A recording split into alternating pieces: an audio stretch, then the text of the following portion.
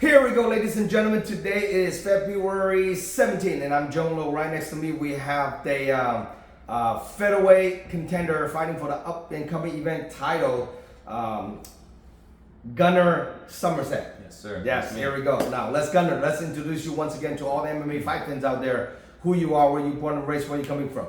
Yeah, born and raised in Dublin, California, representing House Gracie Pleasanton.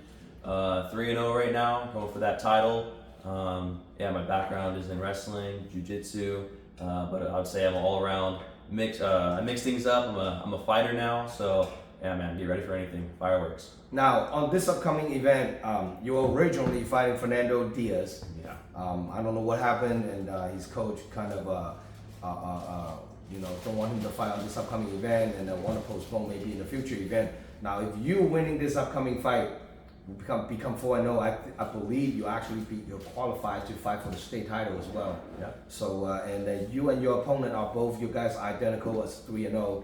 You're against Chingzori Alsama. So this is gonna be the toughest challenge I think both you guys have each other. For sure. Yeah. So now, how do you prepare for him? I mean, when it comes to looking at the fights that he has, it's just all wrestling.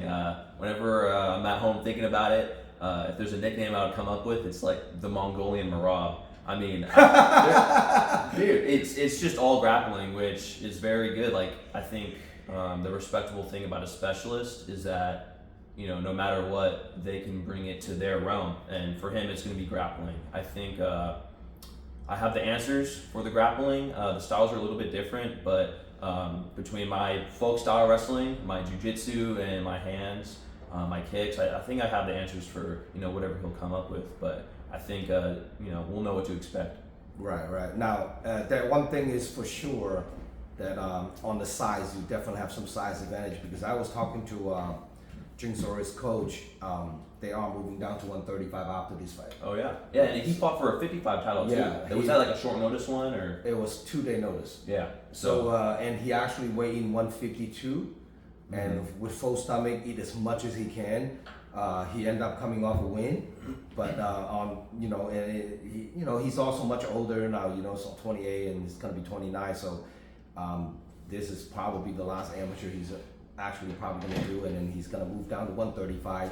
He want to make a run of it, So if you get to that age, you really don't have a whole lot of time. Yeah, gotta make some decisions. Yeah. Yes. So this, and then I told him this is by far he's probably the toughest competitive matchup is gonna be. So I think for you as well, and then timing works out better because for both you guys fighting for the title, this is pretty awesome. So now let's tell us a little bit about how your mindset switched from Fernando Diaz and then to this upcoming guy.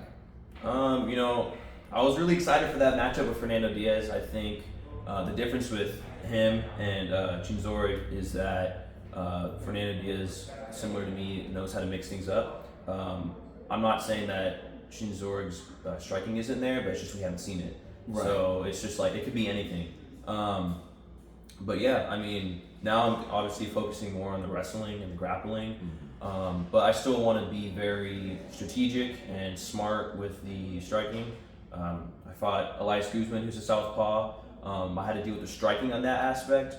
But Chinzori's also a southpaw, and like I said, the striking is kind of an unknown. But it's definitely a factor to consider. So that's pretty awesome. Now you'll have your teammate fighting on the upcoming card as usual, Zavala. We're still waiting on Zavala to show up, but hopefully he'll be here on time. Did you text him already? Yeah. He's on the way? I don't know. We'll see after. I'll pull my phone. We'll get the update soon. Okay. Now, if people want to get a hold of you, Gunnar, how can people contact you? Yeah, so I think the easiest, the best way is on Instagram. It's Summersett_MMA. I'd say that's the preferred way to contact me. Do you have Facebook or any other social media platform? No, I'm a young kid, man. It's just Instagram. Instagram is all you need. That's like up and comer right there. Yes, sir. Now on this upcoming fight, any special loved one, training partners, supporters that you want to shout out to? I want to shout out just to all my family for raising me to be the strong individual that I am, a great fighter. I want to thank everyone on my team, sacrificing their bodies, their time, to make me and Ralph the best fighters that we can be, and also specifically to Marcio. he's also making a lot of sacrifices, and he's putting a lot of time and money into us. And right now, just to promote the gym, we've expanded our gym quite a bit. I personally believe that it's a state-of-the-art gym that we have right now. We have a lot of different opportunities and things going on in the gym. So do you guys expanding the size a little bit bigger? Yeah. So our gym is bigger, and do you guys get like an extra portion than get it in? Yeah. So we had a vacant spot right next to us, and so we just took that all over. So right now, do you have to break the wall or something? Yeah. You have to take the wall down? down? Took the wall down, and now we got more space, so more mats. That's awesome. We're going to be putting up a cage. Nice. We have a weightlifting area. We're subleasing a Pilates studio. So I have zero excuses to not be a freak of nature. So that's awesome. Yeah. Well, here we go. Congratulations on the Ralph Gracie president. Hope you guys have a good expansion and good for all the members and expand the business as well. That's pretty awesome. Now, who on this upcoming fight? Let's say, I know Jun sorry don't speak much of English. If he's watching this interview, what do you have to say to him? Well, for one, I gotta say, respect going your way. Like I said earlier, I really wanted to fight Fernando Diaz.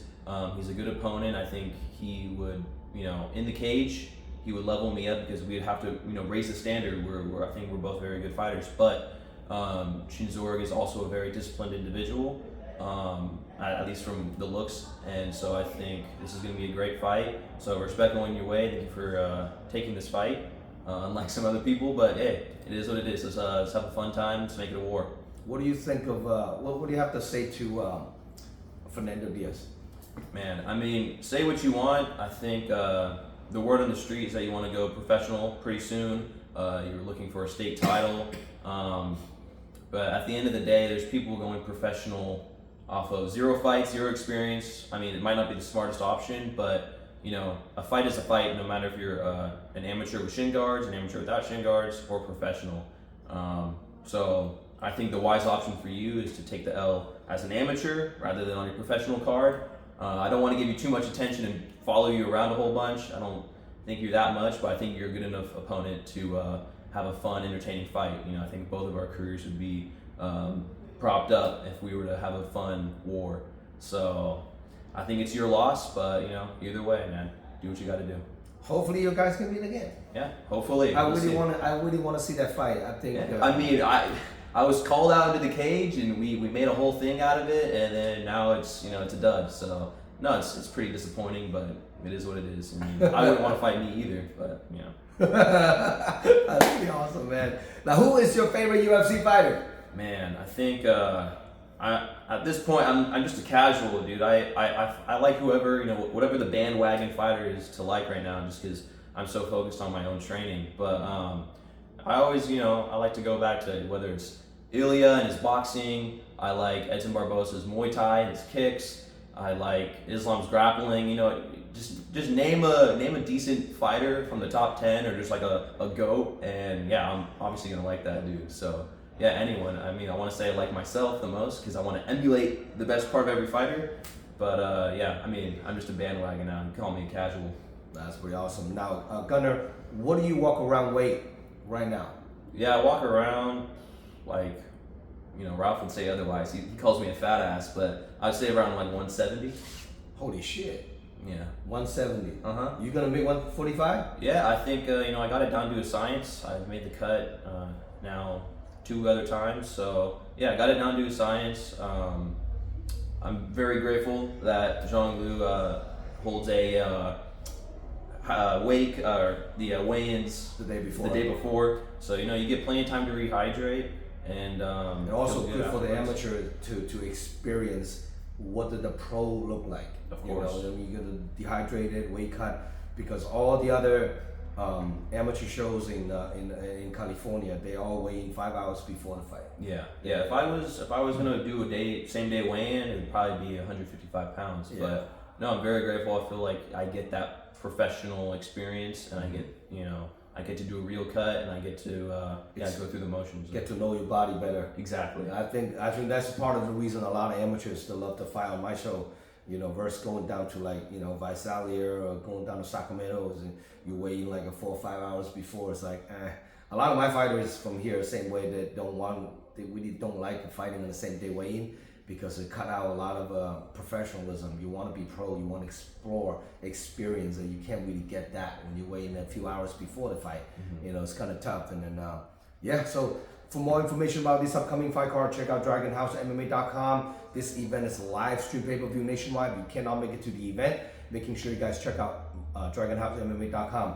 Please subscribe my YouTube channel. I want to hit 5,000 subscriber. We are 4,000 something. Only a few hundred more, then we're gonna hit 5,000.